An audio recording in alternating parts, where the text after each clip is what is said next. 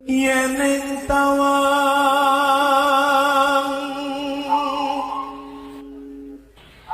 ana lintang.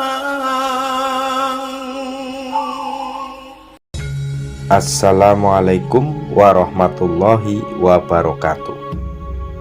Rahayu Sagung Dumadi. Sunan Kudus tersenyum mendengar jawaban Ki Ageng Pengging, dan perdebatan semakin panas. Sunan Kudus bertanya, "Ana curiga kelawan Warangka, yen mung katon Warangka ana ngendi curiganira? Ada keris dan Warangka, manakala hanya terlihat Warangka, di manakah kerisnya?" Ki Ageng Pengging menjawab, "Amanjing Warangka, manunggal anyawiji. Masuk ke dalam Warangka, manunggal menjadi satu." Sunan Kudus tersenyum, lantas bertanya lagi, "Yen mung katon curiga, ana ngendi Warangka neki? Manakala hanya terlihat keris, di manakah Warangkanya?" Ki Ageng Pengging menjawab, "Amanjing curiga, manunggal anyawiji. Masuk ke dalam keris, manunggal menjadi satu." Kemudian Sunan Kudus bertanya lagi, "Yen musna ilang lelorone, dumunung ing ngendi? Manakala hilang musnah keduanya, berada di mana?" Ki Ageng Pengging menjawab, "Dumunung aneng urip, berada di dalam hidup." Sunan Kudus tertawa, lantas bertanya lagi, "Ana ing ngendi dununging urip? Di manakah tempat kediaman hidup?" Ki Ageng pun menjawab, "Ana ing galihe kangkung, ana ing giring punglu, ana ing susuing angin, ana ing wekasaning langit." Berada di inti tumbuhan kangkung, berada di sudut pelor, berada di kediaman angin, berada di akhir langit. Tumbuhan kangkung berlubang di bagian tengahnya. Lantas, di manakah intinya tumbuhan kangkung? Pelor atau mimis zaman dulu berbentuk bulat. Lantas, di manakah sudutnya? Angin senantiasa bergerak. Lantas, di manakah kediamannya? Langit tanpa batasan. Lantas, di manakah akhir langit? Inti kangkung, sudut pelor, kediaman angin, dan akhir langit. Disitulah tempat kedudukan hidup berada. Kembali Sunan Kudus tersenyum, dan Sunan Kudus belum puas. Kembali beliau melempar pertanyaan, "Yen ilang alif lebur marang lam awal, lam akhir, ilang lam awal, lam akhir, lebur marang ha. Yen lebur ha, dumung ana ngendi? Jika hilang huruf alif, maka lebur ke dalam lam awal dan lam akhir. Jika hilang lam awal dan lam akhir, lebur ke dalam ha. Jika lebur ha, berada di mana?" Ki Ageng Pengging menjawab, "Urip atau hidup." Sunan Kudus menyela, "Alif jisiming sun, alif adalah jasadku." Ki Ageng menyela juga, "Angraganing sun."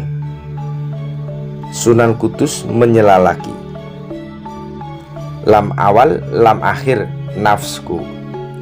Ki Ageng menyela juga, "Ang sukmaning sun." Sunan Kudus menimpali lagi, "Hu ruing sun." Ki Ageng menimpal juga, "Mang atmaing sun." Sunan Kudus, "Allah asmaning sun."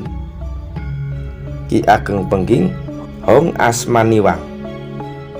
Sunan Kudus, "Alif lam awal, lam akhir, hu Allah." Ki Ageng Pengging, "Ang ung mang hong." Sunan Kudus diam, lantas menantang secara halus, Yen tebu weruh legine, yen endog weruh dadare. Apabila tebu nyata manisnya, apabila telur nyata isinya. Ungkapan ini adalah ungkapan khas Jawa yang maksudnya meminta bukti nyata dari semua yang telah diucapkan. Ki Ageng tersenyum dan berkata, "Sumangga ing kersa."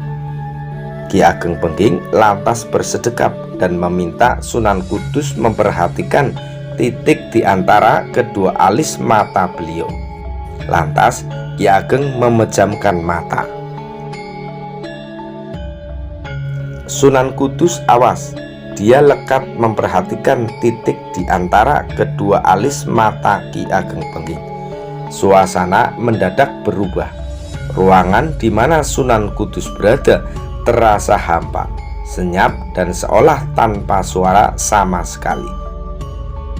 Beberapa detik kemudian, Sunan Kudus mendadak tersentak manakala dia melihat cahaya terang nan lembut memancar dari titik di antara kedua mata Ki Ageng Pengging.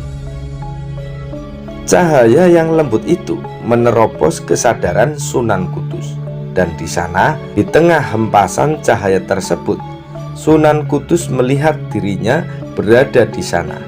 Sejenak kemudian berubah menjadi wujud Ki Ageng Pengging.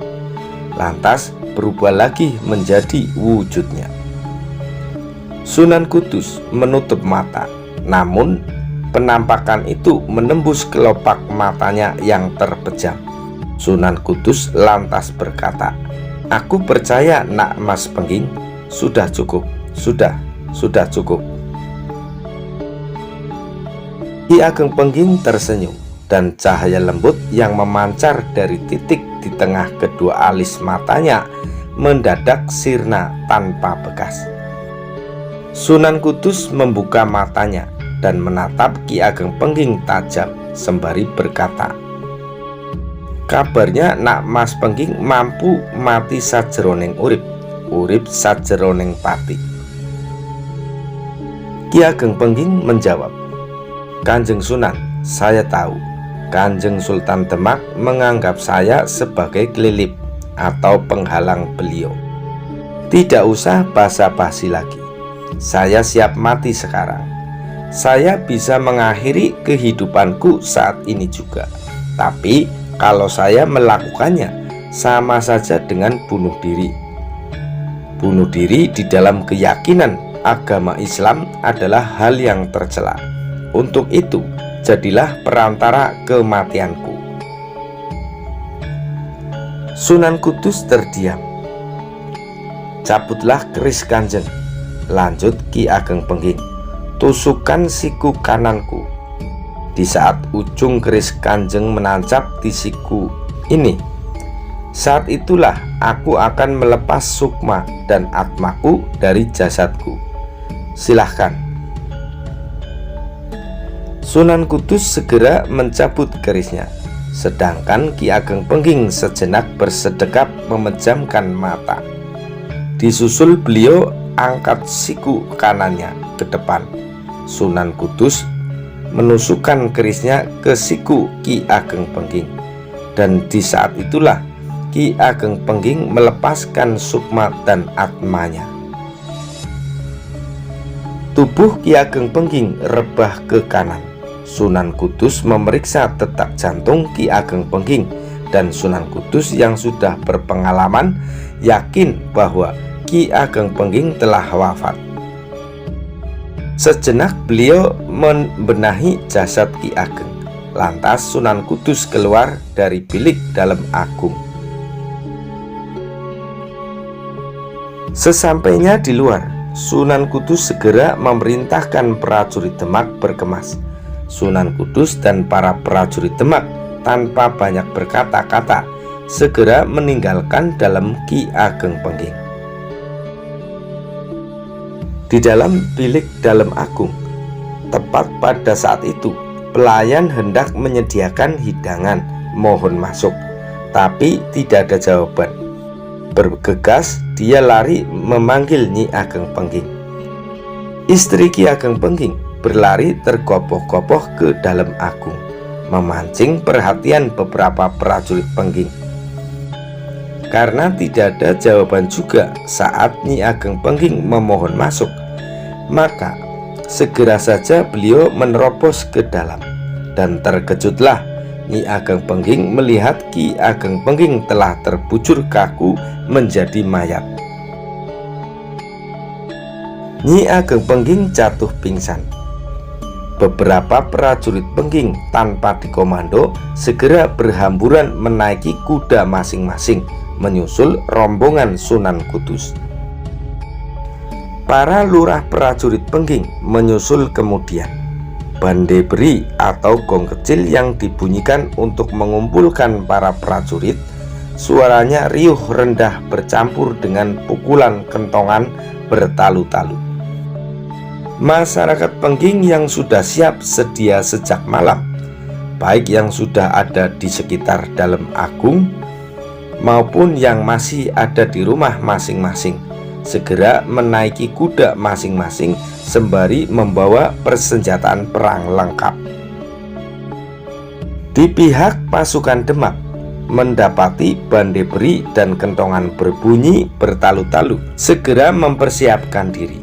Walau belum tahu pasti apa yang terjadi, mereka telah siap sedia jika prajurit Pengging menyerang. Rombongan Sunan Kudus tersusul. Rombongan kecil Senopati Demak itu segera dikepung prajurit Pengging. Prajurit Pengging telah siap bertempur. Senjata telah terhunus menyalang.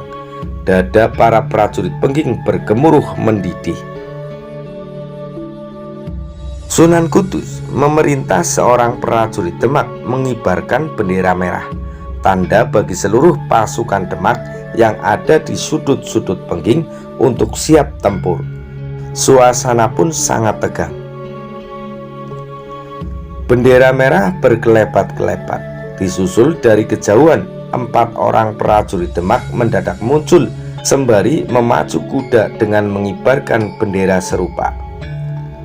Keempatnya meneruskan perintah Sunan Kudus yang tengah terkepung kepada para pasukan yang siap sedia di sudut-sudut Pengging. Isyarat itu terlihat oleh para pemimpin pasukan Demak, baik yang ada di utara, timur, selatan, dan barat. Serta-merta seluruh pasukan Demak keluar dari tempat persembunyiannya.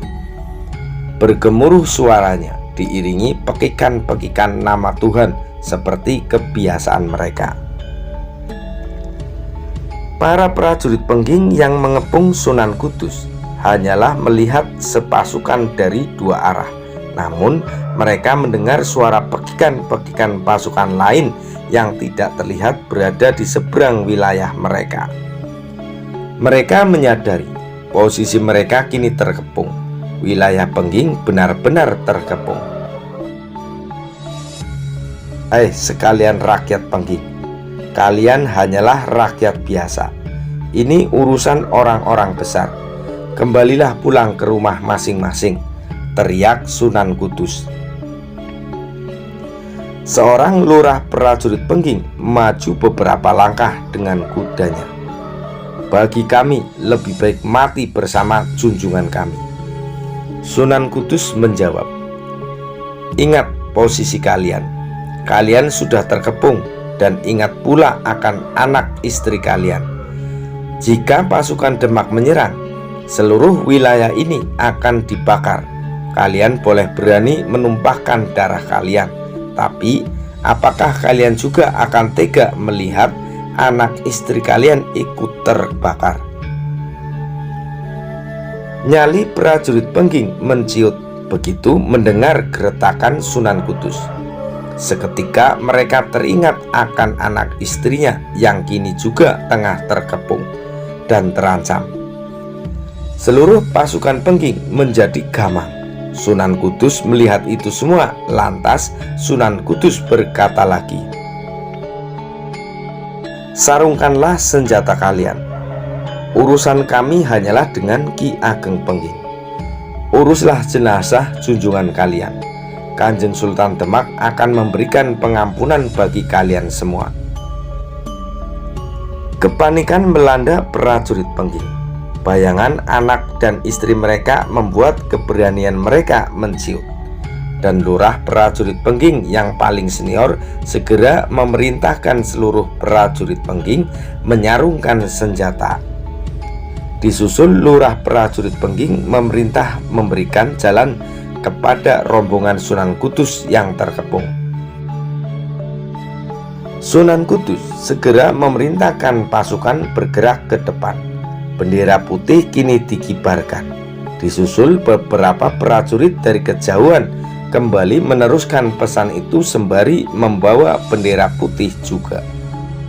Dan pemimpin pasukan Demak yang telah bersiap-siap di posisi masing-masing begitu melihat bendera merah berganti bendera putih, segera memerintahkan pasukan masing-masing untuk menyarungkan senjata.